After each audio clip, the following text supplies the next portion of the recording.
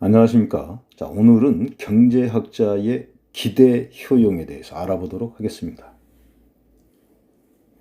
우리는 지난 시간에 확률 분포에서 기대값에 대해서 학습을 했죠. 오늘은 경제학자의 기대 효용, 즉 효용의 기대값을 구하는 문제입니다.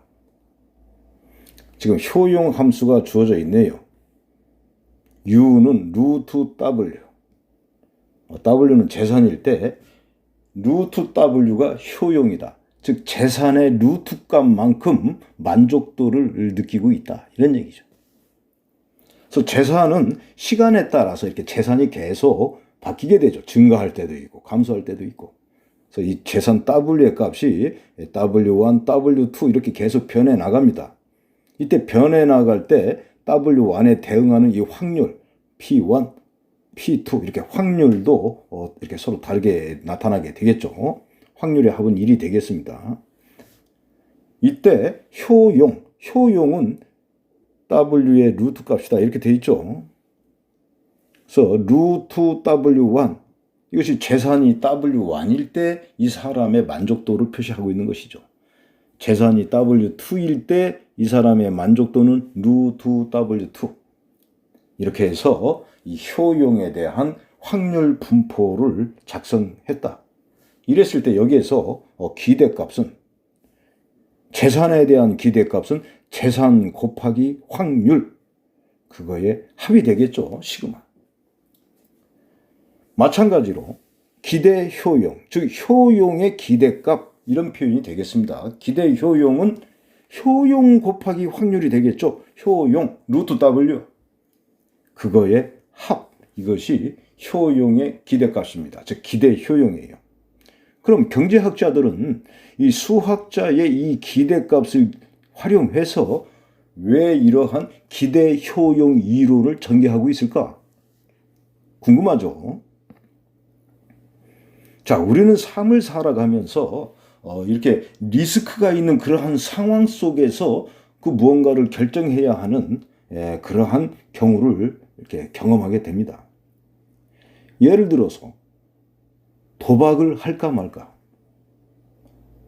보험에 가입을 할까 말까, 저 게임에 참여할까 말까. 이렇게 불확실한 상황에서 이렇게 리스크가 있는 이러한 의사 결정을 할 때는 수학자들이 제시하고 있는 기대값으로 하지 않는다.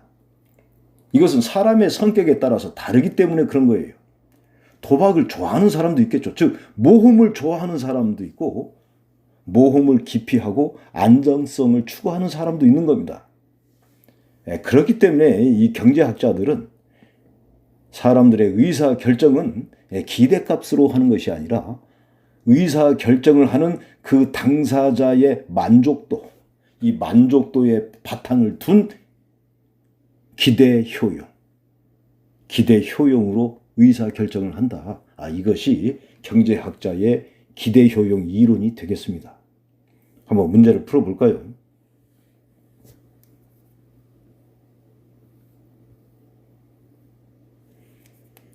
자, 어떤 사람의 재산이 10,000원입니다. 화재가 발생하면 7,500원 손실이 발생이 됩니다. 화재가 발생할 확률은 10분의 1. 화재가 발생할 확률이 10분의 1이 되면 이건 큰일 나죠. 우리나라 그 119 소방대원들 잠 못 자죠. 불 끌어 다니기 위해서. 다만 문제풀이의 수월성을 위해서 지금 확률을 이렇게 10분의 1로 제시했습니다. 이 개인의 효용 함수는 u는 루트 w 이렇게 주어져 있군요.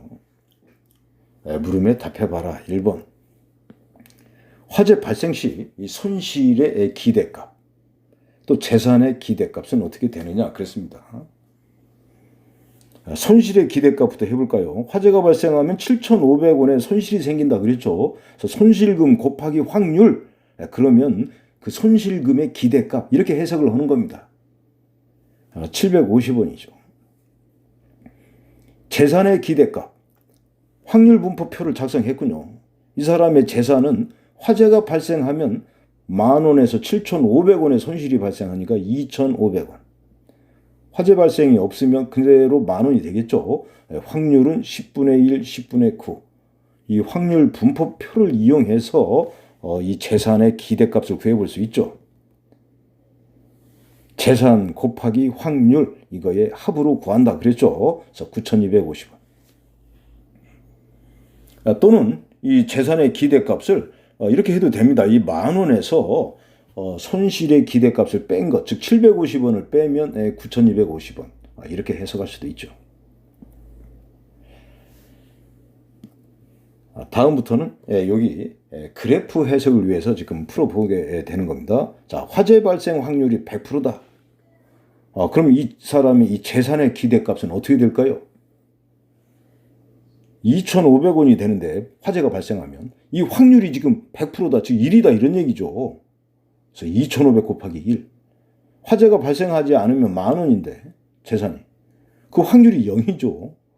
그래서 2,500원. 이것이 이 사람의 재산에 대한 기대값이 됩니다. 그러나 화재의 발생 확률이 100%이기 때문에 이 기대값 2,500원은 사실상 이 사람의 실질적인 재산이라고 봐야 됩니다. 즉 기대값과 실제 재산이 일치하고 있다. 1다시. 화재 발생 확률이 0%라면 재산의 기대값은 그렇습니다. 화재 발생이 되면 재산은 2,500원이 되는데 확률이 0이죠. 발생이 안 되면 10,000원인데 확률이 지금 100%죠. 1. 그래서 이 사람 재산에 대한 기대값은 10,000원이 됩니다. 실질적인 재산 10,000원과 일치하죠. 이런 때는. 자, 이렇게 기억하시면서 오른쪽으로 가보겠습니다. 2번, 이 사람의 기대 효용을 구하라. 그럼 효용에 대한 확률 분포가 있으면 되겠네요. 재산이 W일 때 효용은 루트 W라고 그랬죠.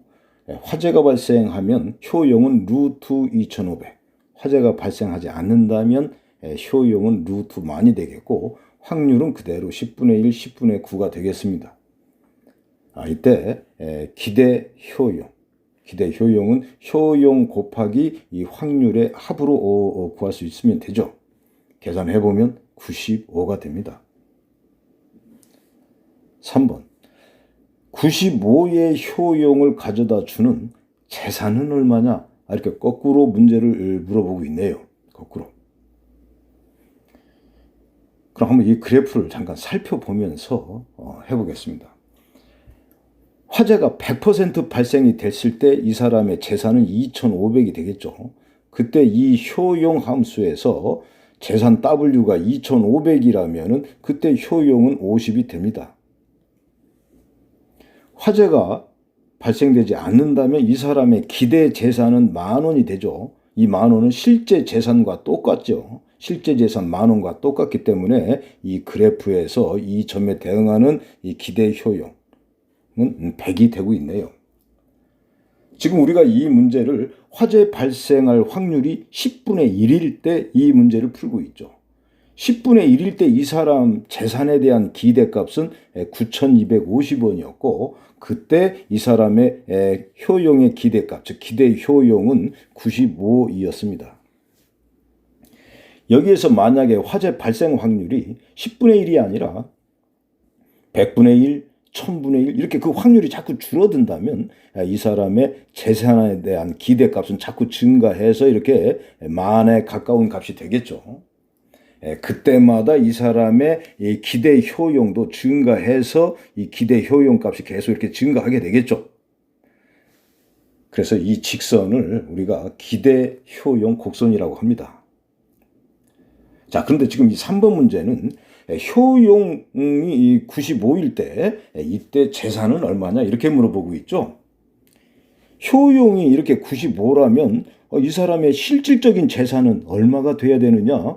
이 효용과 재산과의 관계식을 이용해서 구해야 되겠죠. 효용이 95일 때 이 함수에서 이에 대응하는 이 재산이 얼마냐 이런 얘기 아닙니까?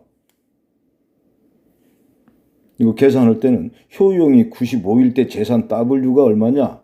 해보니까 9,025원이 되죠. 그러니까 실질적인 재산이 9,025원이면 이 사람은 95만큼 만족할 수 있습니다. 화재가 발생할 확률이 10분의 1일 때 이 사람의 불완전한 재산 9,250원에 대해서도 역시 95만큼의 만족을 하고 있다. 이렇게 해석이 가능한 겁니다. 프로그램 9번으로 가보겠습니다. 자, 문제가 그대로 이어집니다. 재산은 그대로 10,000원이고요. 화재가 발생하면 7,500원 손실이 발생되고 발생 확률은 그대로 10분의 1 그대로입니다. 다만 이 사람이 화재 보험에 가입했어요. 750원 주. 그리고 화재가 발생하면은 보험회사로부터 7,500원을 보상받는다. 자, 프로그램 이그젬플 9번 아주 매우 중요한 문제가 되겠습니다. 예. 오늘 수업의 핵심이 되겠습니다. 자, 보험가입 시 이 재산의 기대값을 구해보고 보험가입을 하는 것이 유리한지 불리한지를 이 기대값으로 판단해봐라 그랬습니다. 보험가입을 하지 않았을 때 이 재산의 기대값 우리가 해봤었죠. 화재가 발생하면 2,500, 그렇지 않으면 10,000원. 그래서 이 재산의 기대값은 9,250원이었죠. 자, 그런데 이번에는 보험에 가입한 경우의 기대값을 구해보겠습니다. 보험에 가입한 경우. 보험에 가입했을 때 화재가 발생했을 때의 이 재산 W는 어떻게 될까요? 화재가 발생하면 2,500원이 됩니다. 10,000원의 재산이 2,500원으로.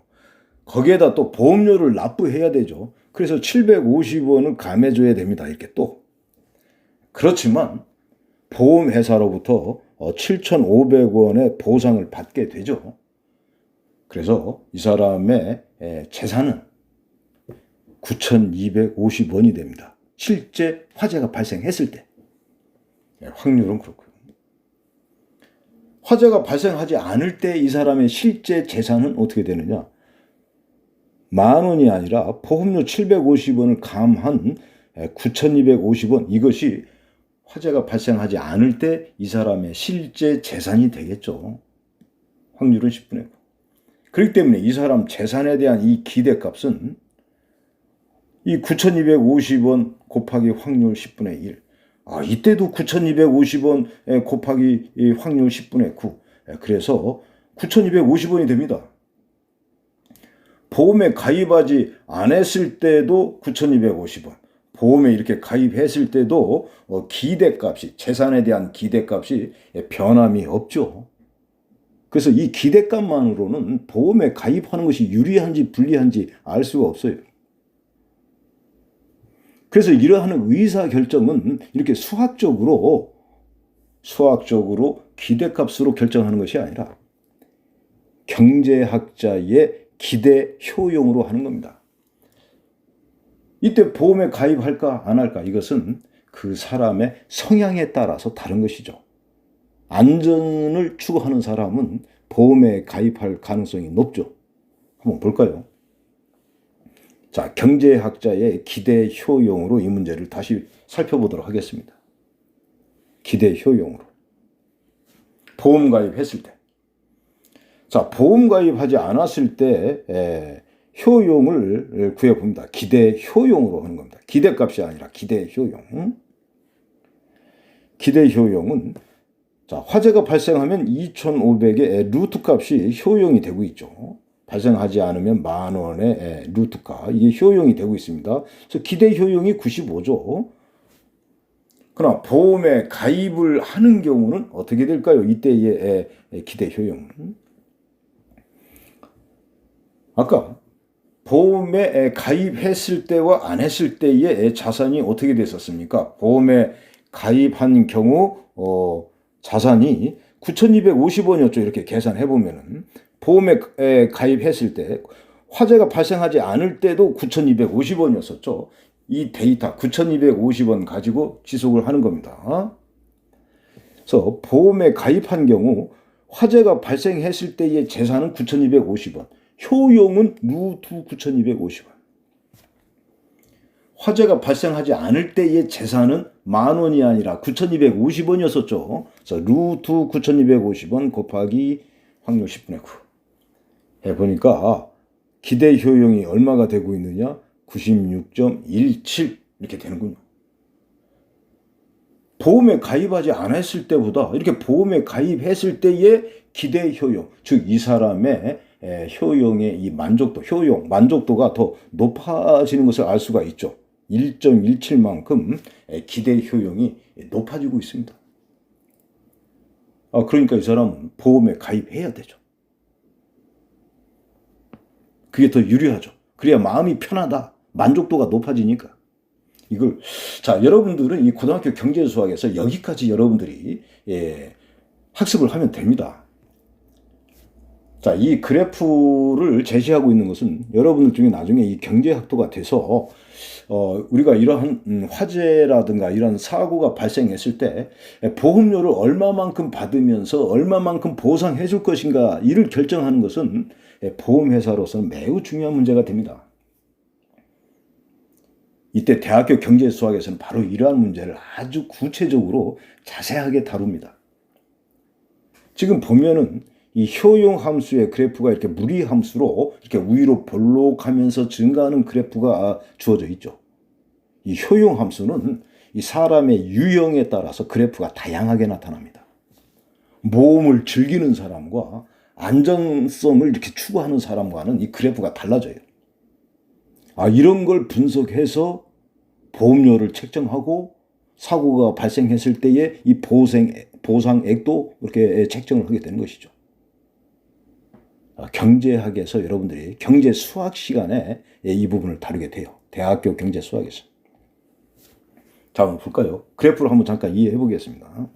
자, 이 9,250원에 여러분들 관심을 가지면 되겠습니다.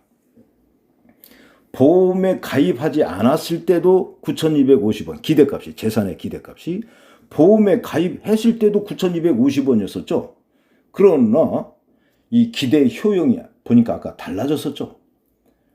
보험에 가입하지 않았을 때는 9,250원에 대해서 기대 효용이 95였었죠. 95. 그러나 보험에 가입했을 때 9,250원에 대한 기대 효용은 96.17 이렇게 증가했죠. 왜 그럴까요? 그것은 보험에 가입하지 않았을 때는 9,250원은 불안한 자산이지만 보험에 가입했을 때 9,250원은 화재가 발생했어도 나는 9,250원을 보장받고 있기 때문에 이것은 확실한 재산이 되고 있다. 실제 재산이죠. 실제 재산이기 때문에 효용과 재산이라고 하는 이 관계식에서 이 효용함수 그래프 위 여기에서 효용을 구하게 되는 겁니다. 이렇게. 좀 더 깊이 들어가 보면 아주 재미난 이론들이 많이 있습니다. 나중에 여러분들이 학습해 보시기 바랍니다. 그래서 기대 효용이 이렇게 높아질 때는 보험에 가입한다. 이렇게 의사결정을 하시면 되겠습니다. 그 뒤에 보면은 프로그램 문제들이 나오고 있습니다. 이그젬플 10번, 프로그램 78번. 효용 함수에서 의사결정은 기대 효용으로 의사를 결정한다. 이것이 경제학자의 기대 효용 이론이 되겠습니다. 다음 시간에는 무차별 곡선에 대해서 학습하도록 하겠습니다. 수고하셨습니다.